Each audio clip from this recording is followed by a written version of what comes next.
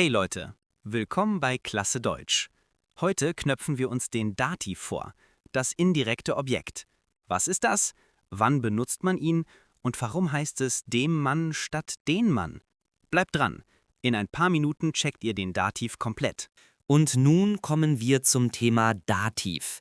Der Dativ, wie ich euch schon vorher gesagt habe, ist das indirekte Objekt im Satz. Der Akkusativ war das direkte Objekt. Die meisten Verben sind Akkusativverben und einige Verben können Dativverben sein.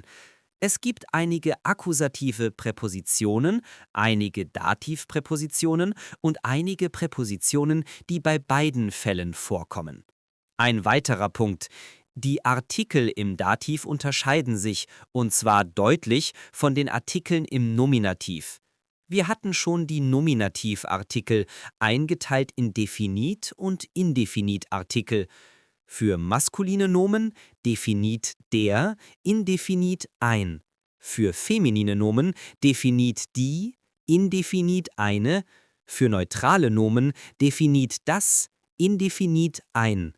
Für Plural Definit die, Indefinitartikel im Plural gibt es nicht, also der Dativ ist wie gesagt das indirekte Objekt.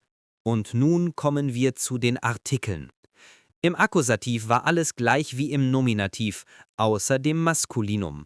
Definit den, Indefinit einen. Im Dativ sind die Artikel völlig anders. Maskulin Definit dem, Indefinit einem.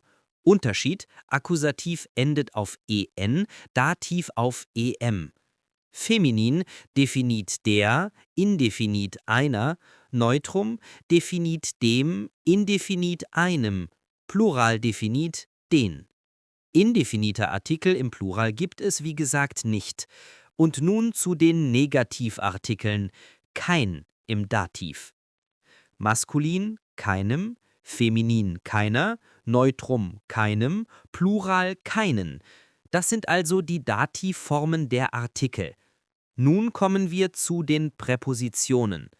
Es gibt welche, die Akkusativ verlangen, welche die Dativ verlangen und solche, die beide regieren. Akkusativpräpositionen bis, durch, für, ohne, gegen, um. Dativpräpositionen ab, außer, zu, nach, bei, von, aus, mit, seit, gegenüber.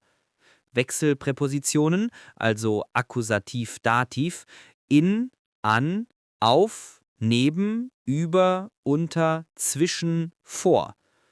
Diese können sowohl im Akkusativ als auch im Dativ stehen. Wann welcher Fall benutzt wird, hängt von der Bedeutung oder Bewegung ab. Wenn das Verb eine Bewegung, Veränderung oder Richtung ausdrückt, Akkusativ. Wenn das Verb einen Zustand, Ruhe oder Position beschreibt, Dativ. Zum Beispiel: Ich gehe in das Zimmer. Bewegung, also Akkusativ. Ich bin im Zimmer. Zustand, also Dativ. Nun gibt es auch Verben, die ausschließlich Dativ verlangen. Ihre Zahl ist nicht sehr groß, aber doch wichtiger als nur 4 oder 5. Ich nenne euch die wichtigsten. Die Dativverben sind helfen, gehören, gefallen, danken, schmecken, passen. Diese sind Dativverben.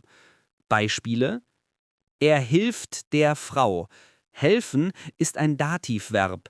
Die Frau ist feminin und im Dativ wird der Artikel zu der. Der Hund gehört dem Kind. Gehören ist ein Dativverb. Das Kind ist neutral. Im Dativ wird der Artikel dem. Die Pizza schmeckt den Kindern gut. Schmecken ist ein Dativverb. Die Kinder ist Plural. Der Artikel wird im Dativ den. Zusätzlich bekommt das Nomen die Endung n.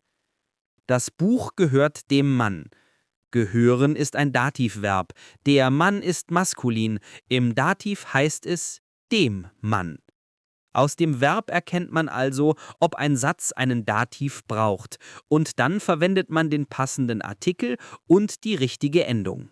Drop the mic. Nice. Jetzt wisst ihr, wann's dem, der oder den heißt. Unglaublich. Wenn es euch geholfen hat, Like da lassen, Abo drücken, Glocke aktivieren und in die Kommentare schreiben, welches Thema soll als nächstes kommen. Wir sehen uns im nächsten Video. Weiterlernen mit Klasse Deutsch. Bis dann!